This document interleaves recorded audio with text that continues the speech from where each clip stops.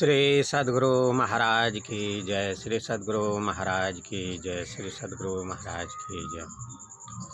प्रभु प्रेमियों, सद्गुरु महर्षि में ही परमहंस जी महाराज के आवाज़ में उनके सभी प्रवचन उपलब्ध नहीं है, लेकिन बड़े हर्ष की बात है, पूज्यपाद स्वामी श्री संत सेवी जी महाराज गुरु महाराज के अधिकांश प्रवचनों को लिपिबद्ध कर लिया करते थे।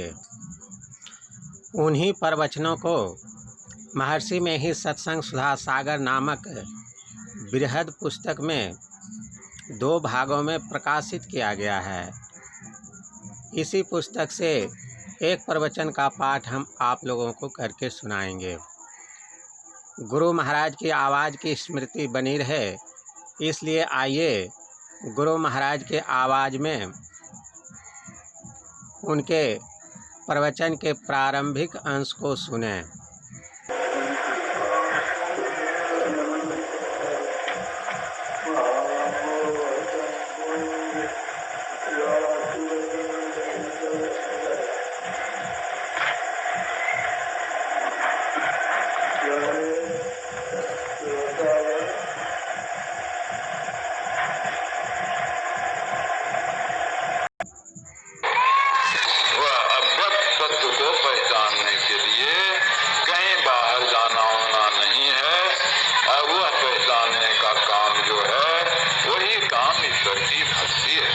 भक्ति तो भजन करने को, सेवा करने को कहते हैं। तो भगवान की सेवा क्या कीजिएगा। बस गुरु नानक देव ने बहुत अच्छा कहा, ऐसी सेवक सेवा करे, ऐसी सेवक सेवा करे, जाता जीव दिस आगे धरे।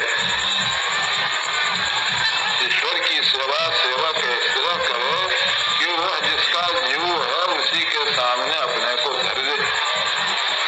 यह स्थूल सूक्ष्म कारण महाकारण इत्यादि सब जड़ के आवरणों से पार होकर तब अपने को रख लेना, पार करके अपने को रखना, यही हुआ जिसका जीव किस आगे धरे। यही आत्मनिवेदन हो गया। यह बड़ी भक्ति।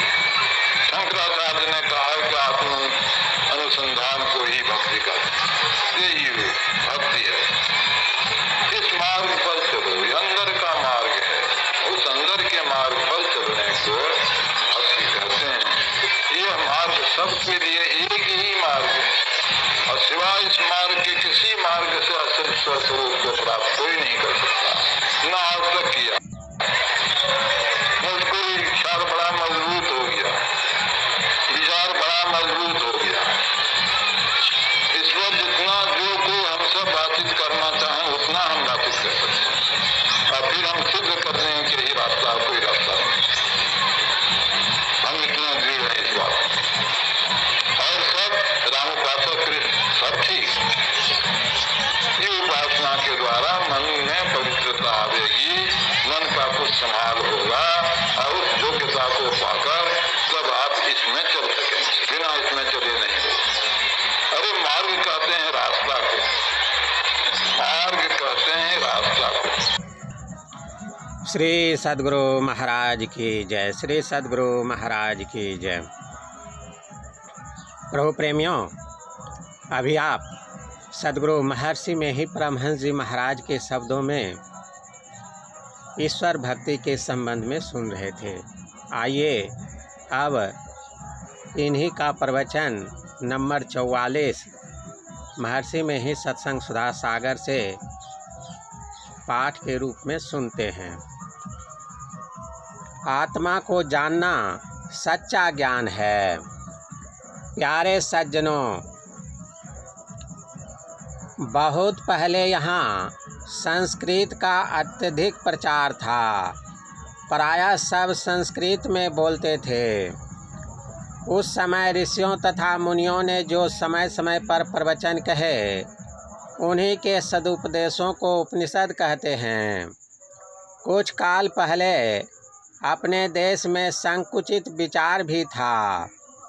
लोग सर्वसाधारण को यह उपनिषद ज्ञान नहीं बताते थे। इसलिए इसका विशेष प्रचार नहीं हुआ।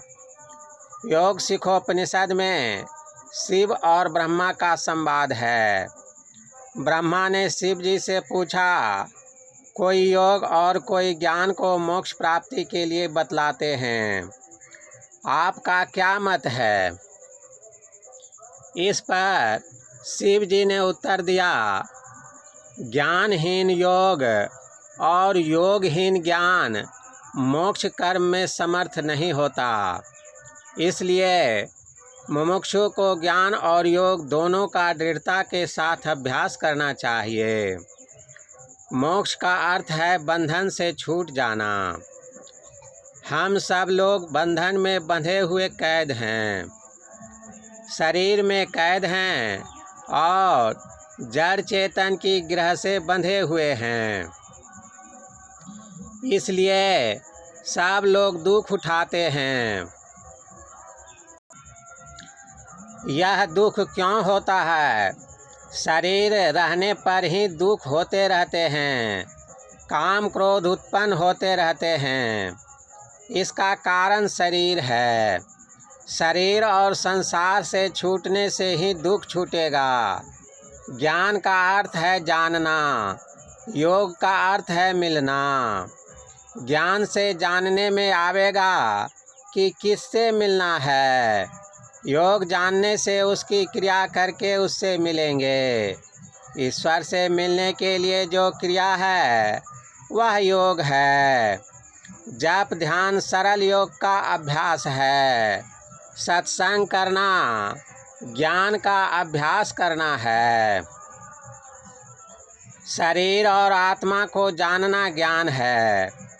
लिखा पढ़ा आदमी पुस्तक पढ़ता है तो उससे उसको ज्ञान होता है, किंतु किसी विशेषज्ञ के पास जाकर सुनने से विशेष ज्ञान होता है। अक्षर और मात्रा को पढ़ने से पुस्तक पढ़ लेते हैं, किंतु उसका अर्थ ठीक ठीक नहीं समझ सकते। ठीक ठीक समझने पढ़ने के लिए ही लोग कॉलेज और विद्यालयों में जाते हैं। इसीलिए पढ़े लिखे लोगों को चाहिए कि जहाँ कहीं कोई विशेषज्ञ हों उनके पास जाकर सुनें और सीखें। यह जानकर ज्ञान और योग दोनों का अभ्यास अत्यंत आवश्यक है। बहुतों का ख्याल है कि थोड़ा जप ध्यान करते हैं मरने पर मुक्ति हो जाएगी, किंतु उपनिषदकार ने बताया कि मरने पर जो मुक्ति होती है वह मुक्ति नहीं है। जब तुम जीवन में मुक्ति प्राप्त करो और तुम्हें परमात्म स्वरूप की प्रत्यक्षता हो, तब तुम मरने पर मुक्त ही हो। जीवन मुक्त सो मुक्ता हो, जब लग जीवन मुक्ता नाही तब लग दुख सुख भुगता हो। देह संग नहीं होवे मुक्ता, मुए मुक्ति कहाँ होई हो। जल प्यासा जैसे नर कोई, सपने मरे प्यासा हो। कबीर साहब। जीवत छोटे देह गुना, जीवत मुक्ता हो। जीवत काटे कर्म सवा, मुक्ति कहावे सोय। जीवत जगपति को मिले, जीवत आत्म राम। जीवत दर्शन देखिए, दादो मन विश्राम। जीवत मेला ना भया, जीवत प्रश्न हो। जीवत जगपति ना मिले, दादो बूढ़े सोय। मुआ पीछे मुक्ति बतावे, मुआ पीछे मेला। मुआ पीछे अमर अभय पद, दादो भूले गहिला। दादू दयाल। सोने समझाई जन मुदित मना, मत जहि अति अनुराग। लय चार फल छत तनु, साधु समाज प्रयाग। गोस्वामी तुलसीदास जी। फिर इस योग सिखोपनिषद में कहा गया है कि मरते समय जैसी भावना रहेगी उसी के अनुकूल शरीर होगा। यदि मरने के समय पाशविक भावना हो तो बड़ा बुरा होगा। इसलिए सचेत रहो कि मरने के समय यह बुरी भावना न आने पावे। जिस आदमी की जागृत अवस्था के काल में जिस और विशेष ख्याल लगा रहता है, स्वप्न में भी वही वह देखता है। उसी प्रकार जीवन काल में जैसी भावना बारंबार होती रहेगी, मरने के समय भी वैसी ही भावना होगी। इसलिए जीवन काल में अच्छी भावना रखो, जिससे कि मरने के समय भी अच्छी भावना हो। श्रीमद् भगवद गीता में लिखा है, कविं पुराण मनुशासितार मनोरनीयां समनुस्मरेद्य सर्वस्य धातारं चिन्त्यरूप मादित्यवर्णं तमसा परस्तात् प्रयाण काले मनसा चलेन भक्त्या युक्तो योगबलेन चैव भुवोर्मध्ये प्राणमावेश्य सम्यक् समतं परम पुरुषमुपैति दिव्यम्। गीता अध्याय 8 श्लोक 9-10। अर्थात जो मनुष्य मृत्यु के समय अचल मन से भक्ति से सराबोर होकर और योग बल से भ्रिकुटी के बीच में अच्छी तरह प्राण को स्थापित करके सर्वज्ञ पुरातन नियंता सूक्ष्मतम सबके पालनहार अचिंत्य सूर्य के समान तेजस्वी अंधकार से पर स्वरूप का ठीक स्मरण करता है, वह दिव्य परम पुरुष को पाता है। जीवन भर अपना कुछ पूजा पाठ करो, यदि उससे दर्शन नहीं हो या किसी प्रकार का प्रत्यक्ष अनुभव नहीं हो जाए तो संतोष नहीं होता। संतों की युक्ति है, जिसके अनुकूल साधन भजन करने से ऐसा होता है। जैसे ठाकुर बाड़ी में कोई जाए और ठाकुर जी को नहीं देखे तो कहना चाहिए कि उसको देखने की आँख नहीं है। उसी प्रकार जिससे परमात्मा का कुछ चिन्ह देखने में आता है, वह दृष्टि सबको है, किंतु उससे काम लेने के लिए देखने के लिए लोग नहीं जानते हैं। जानकर भी कितने साधन नहीं करते। यदि साधना किया जाए तो प्रत्यक्ष हो जाए। जिनको दर्शन हुआ वे कहते हैं, आपका शरीर शिवालय है, इसमें शिवलिंग की स्थापना है। बाहर में प्रस्तर का शिवलिंग बनाकर पूजते हैं। आपके अंदर बनी हुई प्रतिमा या शिवलिंग प्राकृतिक है, वह बना हुआ है ही, बनाने की जरूरत नहीं। वह नाद रूप है, शब्द रूप शिवलिंग है। शिवलिंग के नीचे जलधरी रहती है, उसी प्रकार उस नाद के नीचे बिंदु है। शिवलिंग नाद है और बिंदु शक्ति चिन्ह रूप जलधरी है। जो साधन करे उसको ये अपने अंदर में प्रत्यक्ष होंगे। जो अच्छी तरह कोशिश करे तो अवश्य देखेगा। ये कोई ऊंचे दर्जे की चीज़ें नहीं हैं, नीचे की ही हैं, किंतु मन को पवित्र रखना जरूरी है। जिसका मन पवित्र नहीं, वह उसे देख नहीं सकता। नाद का अर्थ है शब्द और बिंदु का अर्थ है छोटे से छोटा चिन्ह, जिसमें परिमाण नहीं केवल स्थान है, वह बिंदु है। बाहर में ऐसा चिन्ह नहीं हो सकता है जो आँख से देख सकते हो। कोई भी आकार या दृश्य बिंदु के बिना बन नहीं सकता। कोई चित्र बनाओ, पेंसिल रखने से जो पहले चिन्ह उदय होगा वही बिंदु होगा। फिर उसी को बढ़ाकर लंबाई चौड़ाई बनाकर आकार बनाते हैं। इसलिए बिना बिंदु के कोई आकार नहीं बन सकता। असली बिंदु को कोई यौगिक दृष्टि से देख सकता है।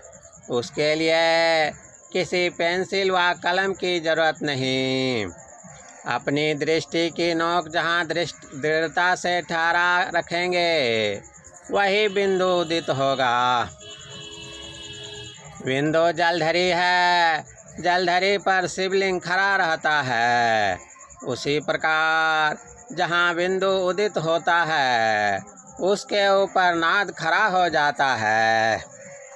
संसार में बिना शब्द के कोई जगह नहीं है। शब्द कैसे होता है? शब्द संघर्ष से होता है, गति से होता है। गति कहते हैं चलने को, कंप को। तारे चलते हैं, पृथ्वी चलती है, सबकी गति में शब्द होता है। किंतु आप सुन नहीं पाते। गति में ध्वनि है। संसार में सब पदार्थों की गति है। बिना शब्द के संसार का एक रत्ती भी खाली नहीं। हम लोगों का शरीर बढ़ता है, इसमें भी गति होती है। इसके शब्द को सुन नहीं पाते। नारियां चलती है, इससे भी आवाज़ होती है। जहाँ कुछ गति है, संचालन है, वहाँ ध्वनि है। संसार गतिशील है, इसलिए संसार शब्द से भरा है। आपके शरीर में भी शब्द है। स्थूल शब्द को डॉक्टर लोग कान में यंत्र लगाकर सुनते हैं, किंतु बारीक शब्द को नहीं सुन सकते। बारीक शब्द तब सुन सकते हैं जब आप बिंदु को प्राप्त कर लें। बिंदु को प्राप्त कराने वाला उस सूक्ष्म शब्द को सुन सकता है। वह शब्द शिव रूप है।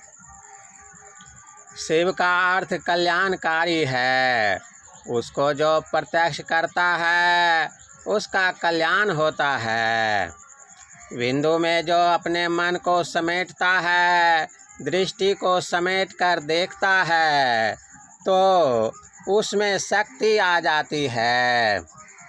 फैलाव में शक्ति घटती है, सिमटाव में शक्ति बढ़ती है। जिसकी दृष्टि सिमट गई है उसकी शक्ति बढ़ जाती है। रूप या दृश्य का बनना बिना बिंदु के नहीं होता।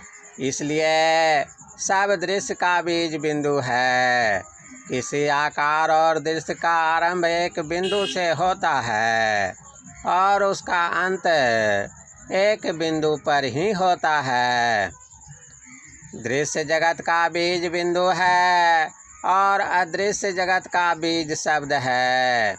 जिसकी वृत्ति शब्द रूप शिव को पकड़ लेती है वह सारी सृष्टि को अंत कर जाता है। उसे मोक्ष के साथ परमात्मा स्वरूप की प्राप्ति हो जाती है। श्री सद्गुरु महाराज की जय। प्रभु प्रेमियों, सद्गुरु महर्षि में ही परमहंस जी महाराज का यह प्रवचन खगड़िया जिला अंतर्गत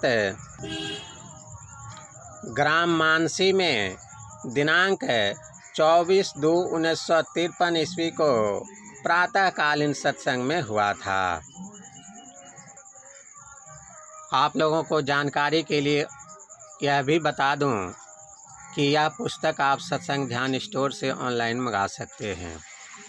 इसके लिए वीडियो के विवरण में लिंक रहता है, वहां दबाकर गुरु महाराज के अन्य पुस्तकों एवं सत्संग ध्यान से संबंधित अन्य सामग्री को भी आप खरीद सकते हैं। यह वीडियो कोई स्पॉन्सर नहीं है, क्योंकि गुरु महाराज के ज्ञान का प्रचार करना ही हमारा लक्ष्य है।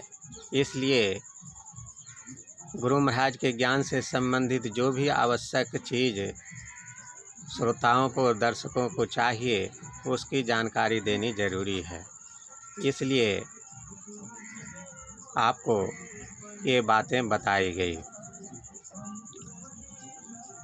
अगर आपको इस तरह का वीडियो पसंद है तो चैनल को सब्सक्राइब कर लें और अपने इष्ट मित्रों को भी बतावें, जिससे वे भी इससे लाभ ले सके। और हमें भी कमेंट करके बतावें कि इस वीडियो में आपको सबसे अच्छी बात क्या लगी। श्री सद्गुरु महाराज की जय।